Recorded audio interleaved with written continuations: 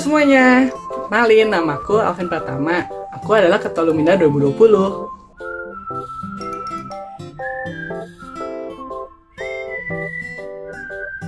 Nah, sekarang aku mau jelasin tentang Lumina Gracia. Lumina Gracia adalah komunitas Kristen dan Katolik dengan visi. Selain itu, di komunitas ini kalian bisa mendapatkan keluarga baru loh. Nah, di Lumina itu ada 2 kegiatan yang selalu dilakukan tiap rutinnya. Yang pertama adalah ibadah Jumat. Nah, di ibadah Jumat ini kita mengadakan ibadah di hari Jumat sambil mendengarkan firman-firman Tuhan dari pembicara-pembicara yang sangat keren. Lalu yang kedua adalah ngopi, singkatan dari ngobrol pakai Injil. Kita akan berkumpul di hari Senin bersama-sama sambil mendengarkan sharing dari teman kita yang dilandasi dengan Injil. Untuk acara sendiri, Lumina memiliki 3 acara yang selalu dilakukan setiap tahunnya. Yang pertama adalah Youth Gathering. Youth Gathering merupakan acara retreat yang dilakukan 2 hari 1 malam bersama-sama dengan teman-teman. Kita akan berkumpul bersama di puncak, lalu mendengarkan firman Tuhan sesuai dengan temanya. Lalu yang kedua adalah Youth Christmas. Youth Christmas ini kita mengajak seluruh mahasiswa dengan para FM untuk sama-sama merayakan hari Natal. Lalu yang ketiga ada Youth Easter. Youth Easter ini juga sama seperti Youth Christmas, kita berkumpul bersama kembali untuk merayakan acara Paskah.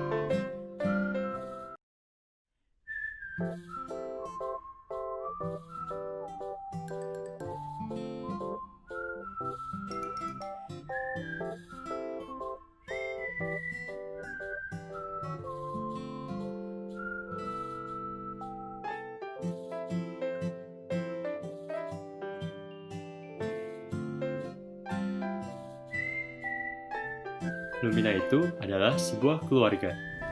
Lumina itu komunitas rasa keluarga. Jadi PD Lumina Gracia ini adalah suatu komunitas Kristen Katolik yang ada di Pastia Mulia, yang di dalamnya adalah orang-orang yang haus akan Tuhan, dan pasti kamu diterima di sini. Sebenarnya menurut gue pribadi, Lumina itu adalah kayak sebuah tempat di mana kita bisa bersama-sama merayakan betapa hebatnya Tuhan kita ini, dan juga untuk bertemu orang-orang hebat dan keren lainnya yang bersama-sama ingin melayani Tuhan. Lumina adalah sebuah keluarga.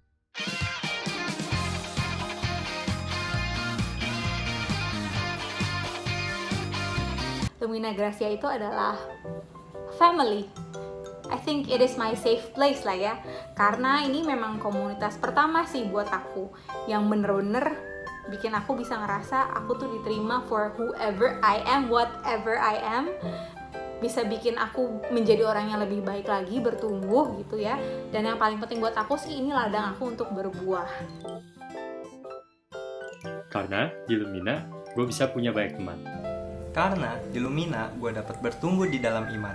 Karena pas pertama aku ikut panitia Youth Gathering pada tahun 2018, di situ aku tuh benar-benar menemukan keluarga baru, teman-teman lingkungan yang kayak positive vibes gitu, dan di sini adalah kumpulan orang-orang yang aku benar-benar ngerasa dekat di saat aku kuliah. Sebenarnya untuk alasan masuk Lumina sendiri itu lumayan simple. Mungkin karena takut perkuliahan yang lumayan hektik kali ya, dan juga mungkin pertemanan yang kurang baik buat kita. Nah dari situ gue masuk Lumina supaya bisa mungkin lebih berkenalan lebih lagi dengan Tuhan, dan juga untuk bertemu komunitas atau family yang mungkin inilah rasanya bisa merangkul satu sama lain sih. Karena di Lumina gue ngerasa nyaman. Alasan pertama mau join Lumina Gracia itu karena at some point aku bener-bener ngerasa aku rindu sih buat bisa bersekutu, buat bisa gabung sama teman-teman. Jadi waktu itu aku decided buat coba join gitu. Aku ngerasa kayak kok orangnya welcome banget ya, kayak nanyain mau ikut pelayanan atau enggak. Kebetulan aku tuh suka nyanyi dan di sini tuh bikin aku happy. Buat aku itu seru banget sih. Kesannya Lumina itu seru banget. Maka dari itu, buat kalian para maba, yuk ikut Lumina. Seru banget. Kesannya selama ikut Lumina penuh hal-hal yang tidak terduga. Dan pesannya untuk kalian para maba, kalian gak akan nyesel setelah ikut Lumina. Jadi tuh bener-bener kamu gak akan nyesel ikut komunitas ini, karena selain lingkungannya enak yang aku bilang tadi, di sini kamu kenal banyak orang dari angkatan baru sampai udah lulus pun kita tuh masih dekat di sini. Jadi kita tunggu ya kamu join di Lumina Gracia. Ya.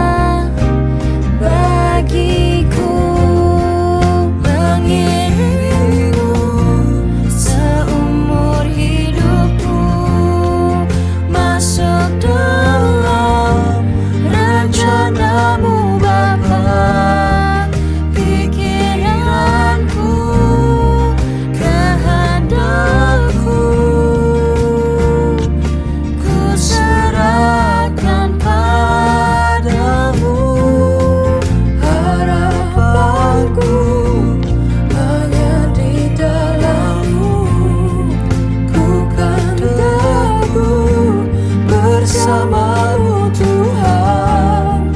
Jadikan ku bejanamu untuk memuliakanmu.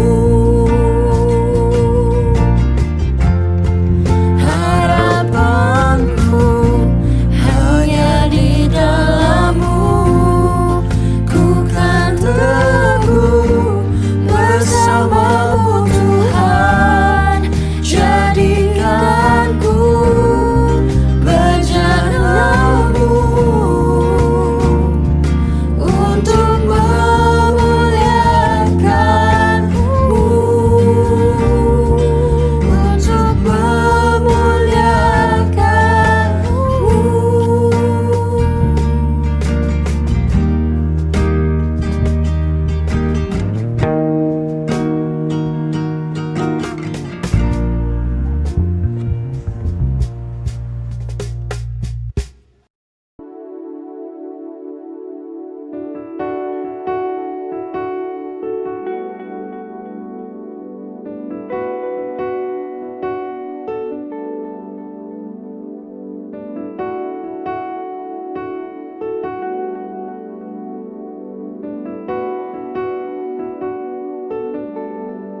In Christ alone, my hope is found.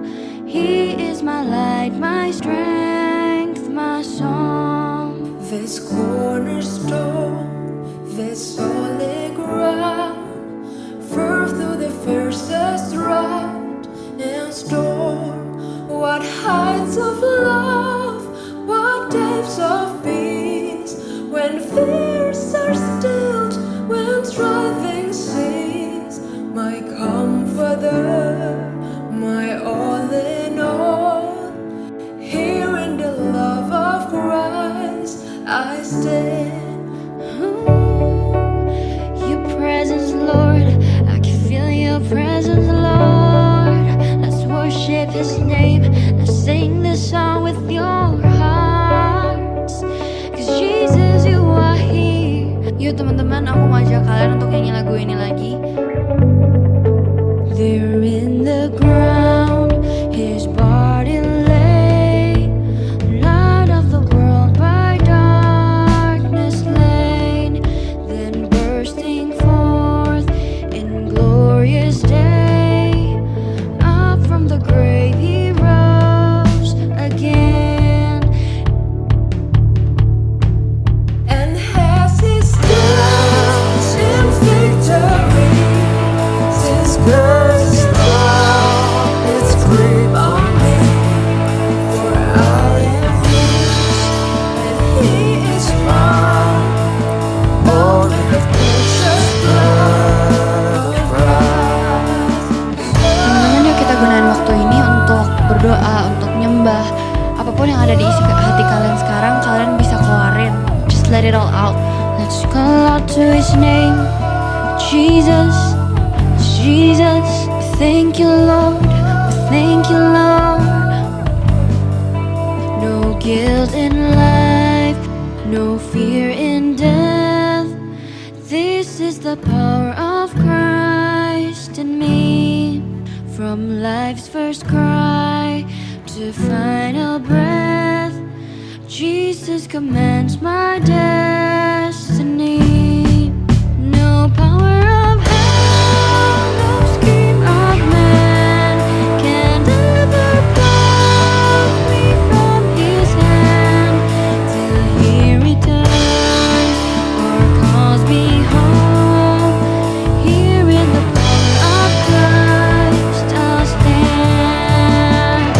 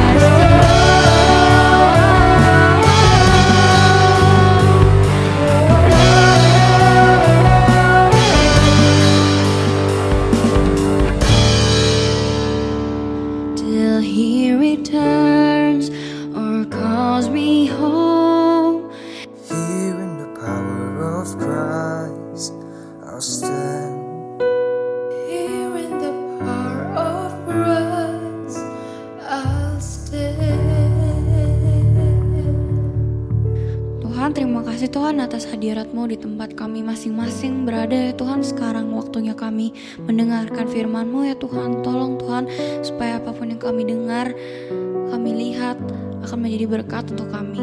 Dan tolong Tuhan berkatilah mulut bibir hamba-Mu yang akan menyampaikan pesan-Mu, sehingga apapun yang keluar dari bibir mulut hamba-Mu itu akan menjadi berkat untuk kami semua. Terima kasih Tuhan, dalam nama Tuhan Yesus kami berdoa dan mengucap syukur. Haleluya, amin. Shalom anak-anak muda Lumina yang saya kasihi dalam nama Tuhan Yesus. Senang sekali bisa bertemu dengan teman-teman semuanya hari ini. Perkenalkan, nama saya Jason Irwan yang akan membimbing saudara semuanya melalui sharing firman Tuhan pada saat hari ini. Saudara, hari ini saya mau berbicara tentang bagaimana mengatasi rasanya kesepian di tengah-tengah masa pandemi COVID-19 ya. Saya percaya waktu bulan Maret orang mulai memasuki masa-masa COVID yang luar biasa dan mulai ada namanya karantina wilayah. Kita nggak boleh keluar rumah dan kita kurang bisa komunikasi secara langsung dengan orang lain karena takut tertular atau mungkin kita jadi carrier, saudara. Itu hal yang tidak sangat menyenangkan buat saya. Kenapa? Saya ini orangnya mobile. Jadi gini ceritanya. Tanggal 15 Maret itu saya seharusnya pelayanan ke Amerika dan setelah itu saya pulang akan pergi ke Belanda. Saya berpikir saya mau enjoy, saya mau jalan-jalan sekaligus pelayanan dan saya bakal happy. Tetapi karena masa COVID tiba-tiba seluruh penerbangan itu di cancel dan akhirnya diam di rumah. Seminggu pertama nggak ada masalah, masih enjoy lah baru seminggu. Tapi setelah masuk minggu kedua mulai mikir nih, yang ketemu orang rumah lagi, mbak lagi, kucing lagi tetangga rumah, saudara. Dan jadinya nggak gampang gitu. Masih minggu ketiga mulai rada stres, mulai emosi mulai tinggi, cicilan mulai banyak datang dan nggak ada penghasilan sama sekali. Dan itu nggak mudah. Yang dirasakan kesepian adalah gini, saya ini orangnya kan tipe sanguin, senang ketemu sama orang, senang kumpul sama teman-teman, makan bareng, nongkrong, ngafe, pokoknya traveling. Tiba-tiba semuanya hilang. Dan waktu itu terus terang cukup stres, tapi namanya hamba Tuhan kita nggak boleh kelihatan orang tampaknya stres, jadi pura-pura enggak stres. Tetapi setelah saya berpikir gini, ternyata firman Tuhan mengajarkan seperti ini. Yuk kita buka dulu yuk, Pengkhotbah 3 ayat 1-3. Untuk segala sesuatu ada masanya, untuk apapun di bawah langit ada waktunya. Ada waktu untuk lahir, ada waktu untuk meninggal, ada waktu untuk menanam, ada waktu untuk mencabut yang ditanam. Ada waktu untuk membunuh, ada waktu untuk menyembuhkan, ada waktu untuk merombak, ada waktu untuk membangun. Ada waktu untuk menangis, ada waktu untuk tertawa, ada waktu untuk meratap, ada waktu untuk menari. Ada waktu untuk membuang batu, ada waktu mengumpulkan batu, ada waktu untuk memeluk, ada waktu untuk menahan diri dari memeluk.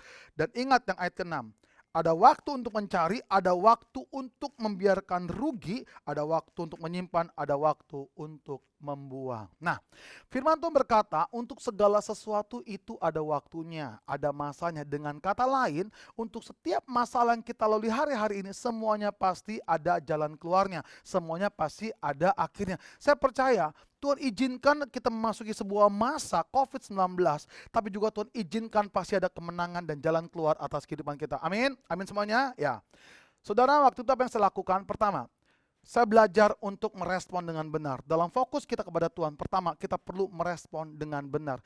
Karena respon yang benar membawa sebuah keputusan yang benar. Kita bisa belajar dari seorang bernama Hana. Waktu Hana mendapatkan sebuah situasi bahwa kandungannya ditutup sama Tuhan, betapa dia menjadi perempuan yang merasa gak berguna. Yang seharusnya seorang perempuan bisa memberikan anak kepada suaminya, yang terjadi dia tidak bisa memberikan anaknya. Dia begitu kesepian, apalagi dia di madu, ada perempuan lain. Dan itu gak mudah. Tapi Hana luar biasa. Belajarlah dari seorang Hana. Dia merespon dengan benar. Dia datang di kaki Tuhan. Dia berdoa. Dia meminta pertolongan kepada Tuhan. Sebab apa? Kita gak bisa meminta pertolongan kepada manusia. Saudara akan kecewa. Datanglah kepada Tuhan sumber atas jawaban. Apa yang terjadi? Karena Hana tidak tinggal di dalam kesepiannya. Hana tidak tinggal di dalam kekhawatirannya. Tuhan membukakan kandungannya dan lahirlah seorang anak bernama Samuel. Yang kedua dalam fokus, saudara, jangan mudah menyerah. Saudara, waktu itu saya bukan berpikir saya ini bangkrut, enggak. Cuman penghasilan hilang, perasaan hidup saya kok jadi membosankan. Mungkin kalau teman-teman kan masih pada lajang ya, mungkin ya kalau saya masih lajang, mungkin ya kalau jago-jago main handphone ya bisa kenal-kenalan lah. Tapi seberapa lama sih kenalan, tapi kalau nggak bisa ketemu muka-muka itu lama-lama juga bosan, betul nggak? Nah, akhirnya apa yang terjadi? akhirnya saya mulai belajar berpikir gini, kalau dulu Tuhan pernah menolong saya, Tuhan yang sama juga pasti menolong saya hari ini. Kenapa saya ngomong gitu? Karena saya ingat saudara, waktu itu saya pernah mengalami sebuah kesepian yang luar biasa waktu saya di SMA. SMA saya itu di Banten dan saya di sekolah negeri, bukan sekolah swasta. Kalau sekolah swasta, orang seperti saya pasti banyak gitu. Tapi saya sekolah negeri, di mana orang minoritas seperti saya itu jarang ditemukan.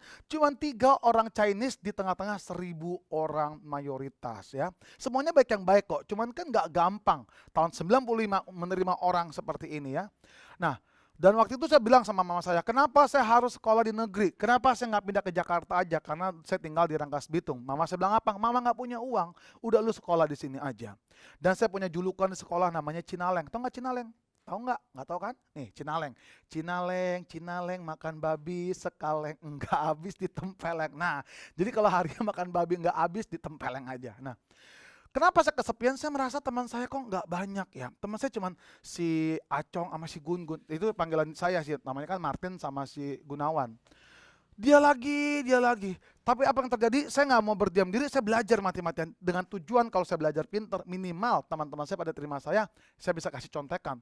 Akhirnya lumayan pinter lah, saya juara 1 di kelas, juara umum 2 seluruh kelas. Diterima nggak? Belum. Saya ikut kegiatan OSIS, pramuka, tetap belum diterima. Sampai satu titik saya hampir menyerah. Tapi Tuhan ngomong apa? Jangan pernah menyerah. Dalam apapun masalah yang kita lalui teman-teman, jangan pernah jangan pernah menyerah. Jangan-jangan melalui sebuah masa yang sulit ada berkat Tuhan yang tidak pernah kita pikirkan, Tuhan menyediakannya bagi kita semuanya. Apa yang terjadi? Di tahun kedua tiba-tiba diadakanlah lomba nyanyi dangdut. Coba lihat baik-baik wajah saya. Emang tampang seperti ini kayak muka-mukanya kata orang kayak Tomingso atau Tauco, saya nggak ngerti. Emang cocok nyanyi dangdut? Nggak cocok lah. Tampang gini cocoknya lagu-lagunya ya Blackpink kayak Black Kid apa saya nggak ngerti. Pokoknya lagu-lagu Mandarin. Nah, dan apa yang terjadi? Saya akhirnya mendaftarkan diri saya dan akhirnya diizinkan walaupun hari itu sebenarnya bagian pendaftaran cukup ragu apakah tampang seperti ini bisa nyanyi dangdut atau enggak. Dan akhirnya saya belajar mati-matian dan hasilnya apa? Saya tetap nggak bisa nyanyi cengkok dangdut dan emang susah banget. Tapi saya tidak pernah menyerah. Sampai hari hanya audisi, Tuhan sendiri yang menolong hidup saya. Jadi teman-teman, adik-adik ingat, bagian kita kerjakan. Kalau sebagai pelajar ya belajar dengan baik. Sebagai seorang anak jadi anak yang baik nurut sama orang tua. Waktu bagian kita dikerjakan, Tuhan sendiri yang akan memberkati apa yang kita kerjakan. Tiba-tiba waktu audisi, Tuhan bikin leher saya panas dan gatal. Waktu leher saya panas dan gatal, itu cengkok dangdut keluar dengan sendirinya. Dan saya tidak pernah terpikir saya terpilih jadi wakil pria dari SMA saya, lomba nyanyi dangdut antar SMA se-Kabupaten Lebak Banten. Saya pulang membawa juara pertama pria. Dan sejak hari itu, semua orang mulai menerima saya. Mungkin di sana banyak berpikir, masa sih tampang kayak gini bisa nyanyi dangdut? Nih, saya nyanyi sedikit ya, biar sedikit nyomong-nyomong dikit, semoga terhibur ya. Lagu apa ya? Ini kayak nggak ada orang, saya bingung mau nanya ke siapa, masa mau nanya sama kameramen. Kevin, mau lagu apa, Vin? Ya, nggak dijawab juga sama dia. Bersama kayak penonton, nggak ada suaranya ya. Lagu dangdutnya itu aja ya, Ayu Ting Ting ya, yang terkenal ya, kayak gini lah lagunya yang Ayu Ting Ting yang apa tuh, yang di mana tuh ya, yang alamat palsu. Lagunya gini nih. Kalau saya cengkok dangdutin, di mana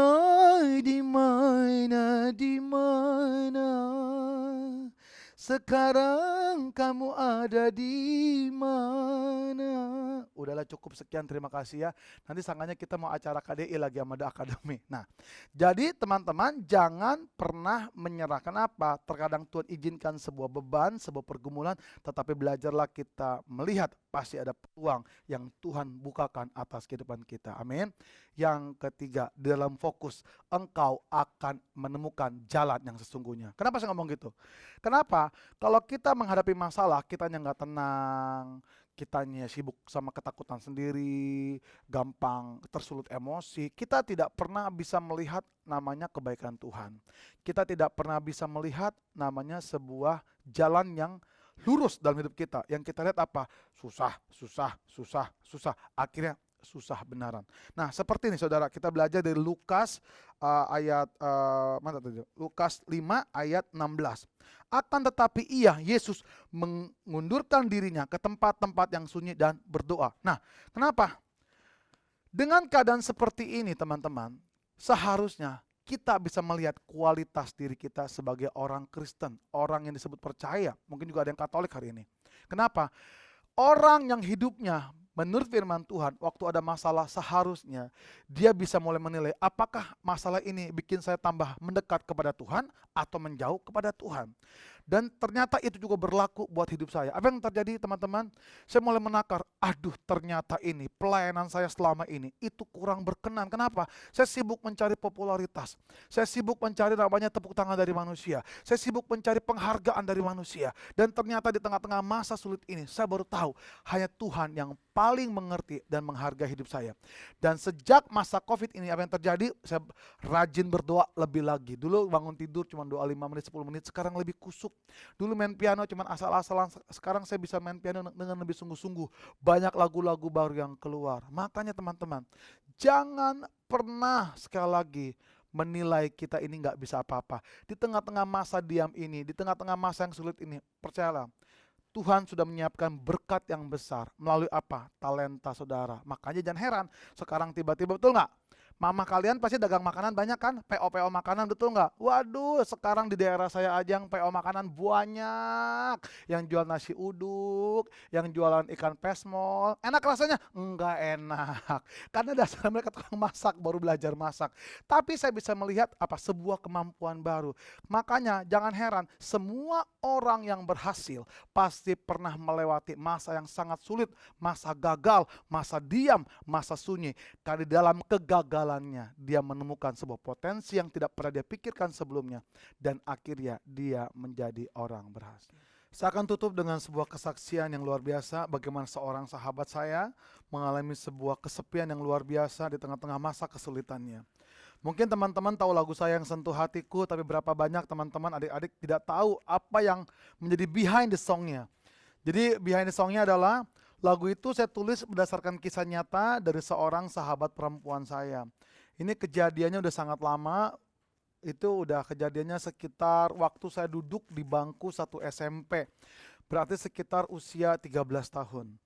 Karena saya tinggal di daerah namanya Rangkas Bitung, namanya satu daerah kecil, pasti banyak saling kenal walaupun kami beda sekolah. Nah, saya dengan teman perempuan saya itu beda sekolah, tapi setiap kita makan siang pasti sering ketemu untuk nongkrong atau enggak makan bakso gitu.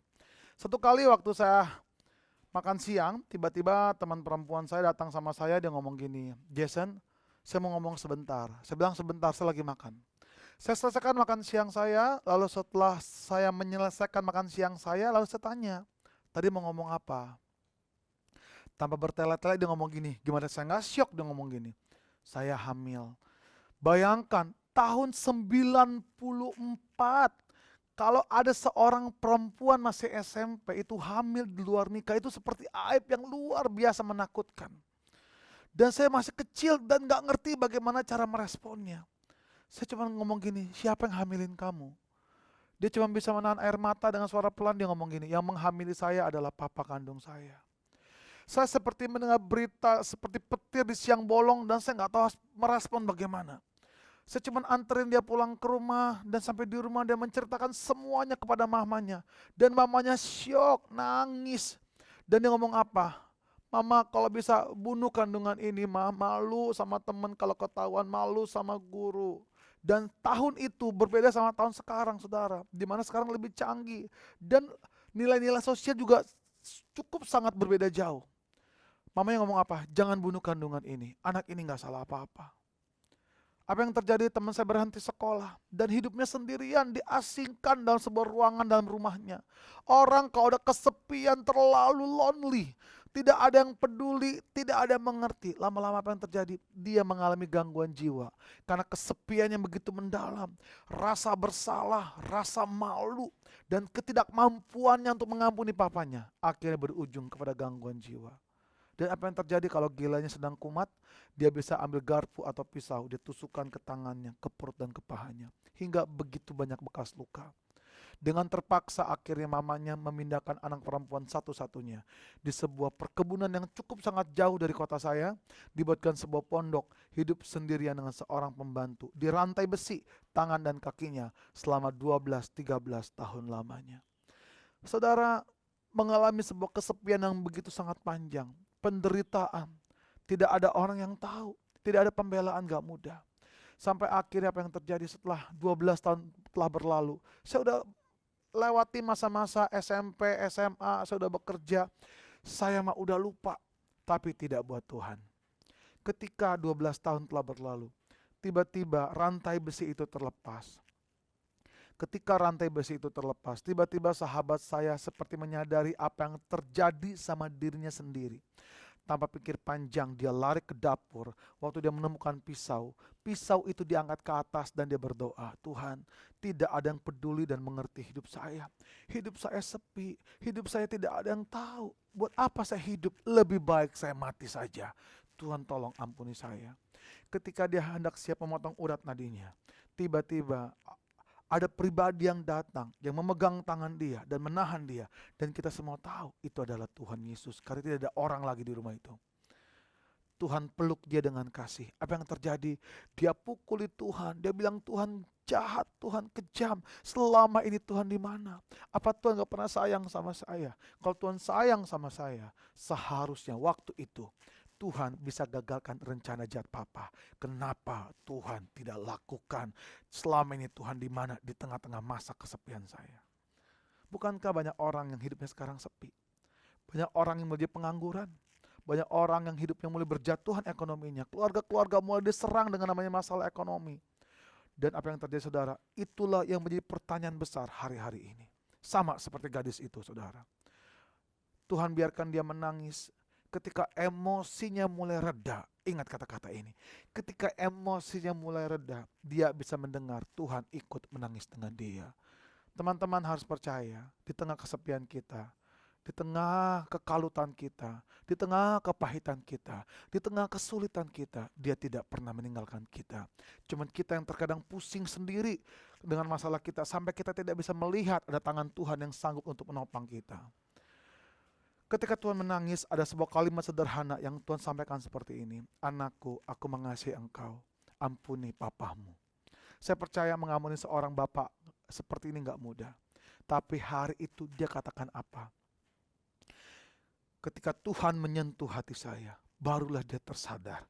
Ternyata selama 12 tahun ini, Tuhan tidak pernah beranjak di sampingnya. Dia menemani dia.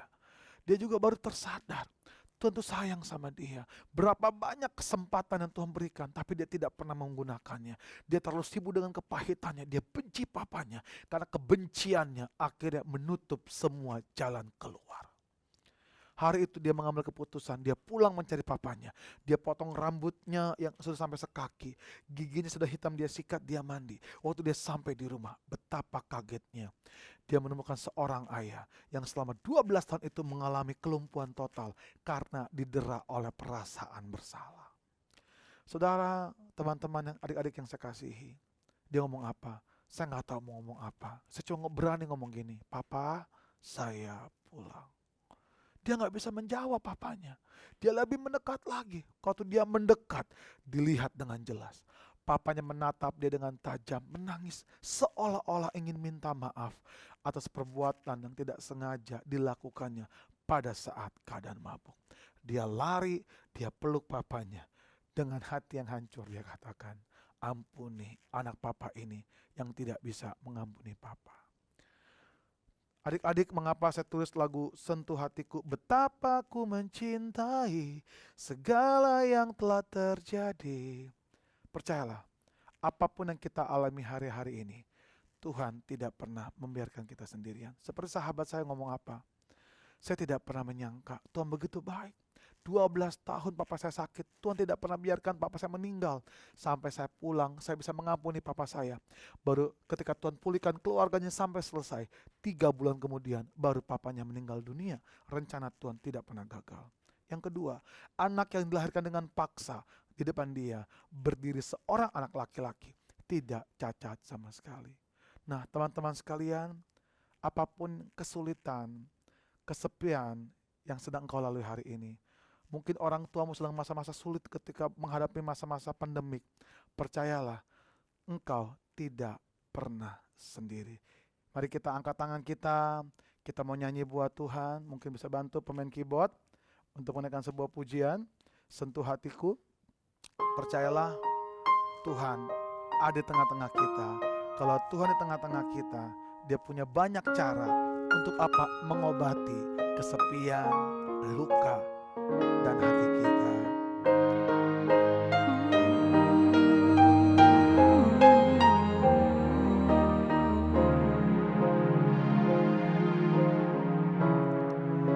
Betapa ku mencintai segala yang telah terjadi. Tak pernah sendiri jalani hidup ini, selalu menyertai. Betapa ku menyadari di dalam hidupku ini, Kau selalu memberi rancangan terbaik oleh karena kasih. Mari angkat tangan kita dan sembah Dia. Bapa, sentuh hatiku, ubah hidupku menjadi yang baru, bagai emas yang murni. Kau membentuk bejana hatiku. Bapa, ajarku mengerti sebuah kasih yang selalu memberi, bagai air mengalir yang tiada pernah berhenti.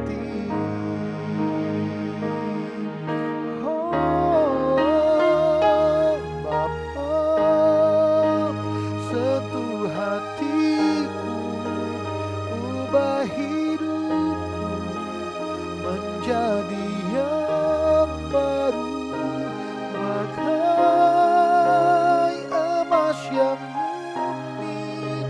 Kau membentuk rencana hatiku. Bapa, ajarku mengerti sebuah kasih yang selalu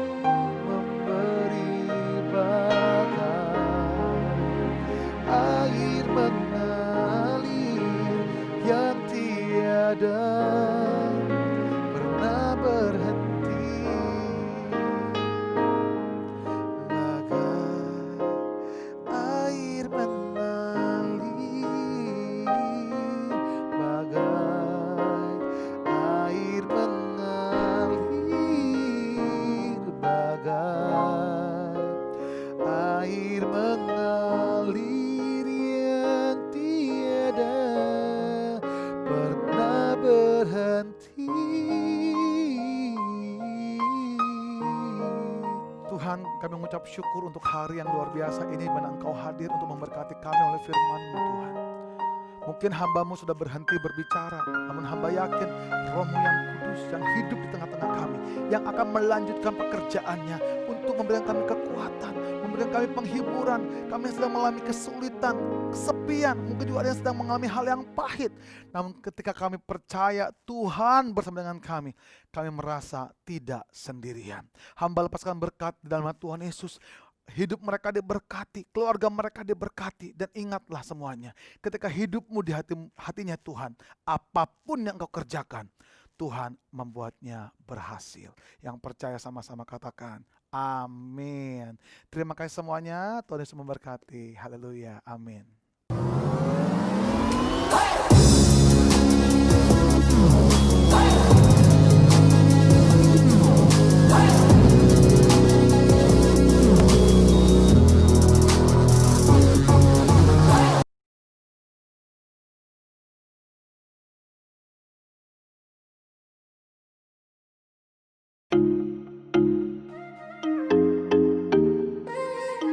Rivel Andrea. Gimana? Gue denger lu tuh koor ngopi 2020 ya? Nah, karena lu koor, lu pasti tahu dong kira-kira ngopi itu apa sih? Ngopi itu gimana sih? Boleh dong sharing-sharing dikit. Nah, jadi ngopi ini adalah wadah di mana kita orang Kristen di Prasmo bisa saling sharing, bisa saling belajar apa yang Tuhan mau sih sebenarnya. Kita bisa perdalam pengetahuan kita soal kitab lebih dalam. Tapi memang core utamanya adalah sharing sih, Son. Sharing ya semuanya. Bener. Nah, teman-teman kenalin, ini namanya Wilson, dia adalah core caring di Lumina Gracia tahun ini. Nah, tapi Wilson ini gak pernah absen sekalipun untuk ngopi setiap Pasti minggu. ada ya? Pasti ada. Dan dia tuh orangnya sangat aktif untuk sharing, untuk tukar pikiran. Dan asik banget untuk tukar pikiran bareng-bareng. Nah, Son, gue pengen nanya ke lo. Menurut lo ngopi itu gimana sih? Nah, kalau tadi udah bilang nih, ngopi is all about sharing. Kita bisa share apa permasalahan kita yang kita alamin sekarang. Kita bisa share tentang pergumulan kita, masalah-masalah kita, dan emang kita bakal mendapatkan respon yang positif, yang berdasarkan firman Tuhan. Nah, gue tuh kan sekarang juga lagi ada problem nih. Sekarang lagi corona, nggak boleh ketemu orang. Betul banget. Sedangkan gue orangnya ekstrovert. Problem banget tuh. Nah, di sini gara-gara kita saling berkumpul terus tiap minggu, jadi tuh gue bisa ketemu kalian, gue bisa sharing, gue bisa cerita tentang apa yang gue alamin selama seminggu, gue bisa ceritain apapun yang gue rasain, gitu kan. Nah, setelah itu gue bisa mendapatkan respon yang positif banget, karena emang berbasis kekristenan, gitu kan. Oh iya, teman-teman, kita banyak ngomong nih soal kekristenan.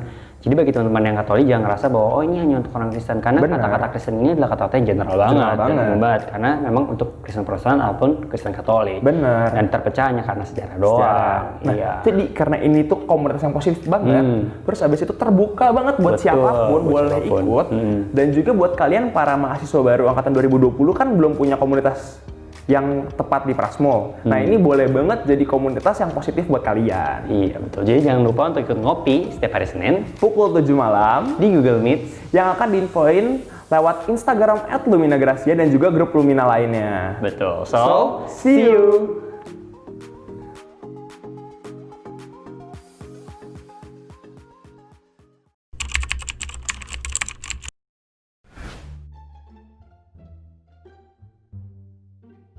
Wah, apa nih? Kayaknya udah mau mulai. Wow, I look so handsome today. Me, get back. Too close. Okay, mister. Sing mundur tuh kowe, udu kamerane. Ya. Ni hao, Pure Vlog. Selamat datang di Pure Talk. Hah? Pure Talk itu apa? Yunu. Itu the from tomorrow. We explain, discuss. Tell them, man. Ih, yesterday kali, mister.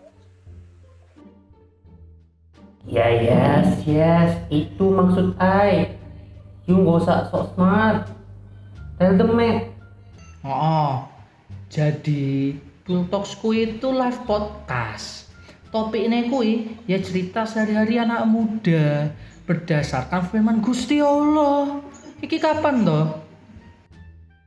Loh, Niman bilang jam 8. Jam 8 aku masih ngantuk, nggak mau. It's night, kocak. Lah, iki orang-orang iso nonton langsung ya? Lah, kan you yang bilang live lah. Lah, maksudnya liveku itu apa toh? Aku ira mudeng. Lo orang dari tadi ngomong kagak paham. Kita semua ini udah masuk YouTube. Nah, jadi Nimen Pure Plug, jangan lupa nonton Pure Talk Di YouTube hari Rabu at 8 p.m. Bye Dadah. bye. Dan jangan lupa klik like, comment, dan subscribe ya. Halo semua, sampai di sini dulu ya acara dari PD Perdana Lumina Gracia tahun 2020. Kami ingin mengucapkan thank you sebesar-besarnya karena kalian sudah menyediakan waktu kalian dan mengikuti acara ini sampai selesai. Semoga acara ini bisa menjadi berkat bagi kalian semua. Ditunggu ya di ibadah Lumina Gracia dan ngopi tentunya. Can't wait to see you guys. Welcome to Lumina Gracia family and God bless you. Dadah.